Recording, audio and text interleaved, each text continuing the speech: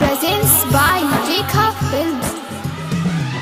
छिनली हलू हमारो तू जान हो आपन बना के तू जान हो। छिनली हलू हमारो जान हो आपन बना के तू जान हो।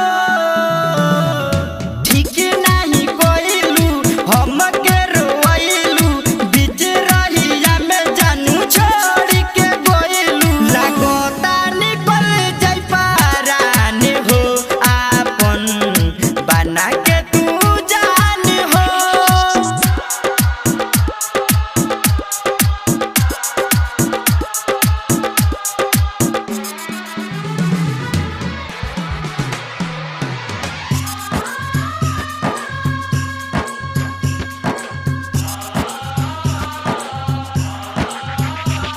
गम देके हमरा के तू तो चल गइलू हो खाके तू क्रिया कसम बदल गइलू हो।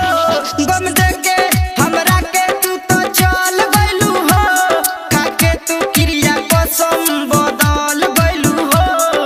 हम नहीं जननी देबू तू धोखा प्यार के रानी तू तोड़बू भरोसा। हंसा दिहलू हमरो तू नाम हो आपन बना के तू जान हो।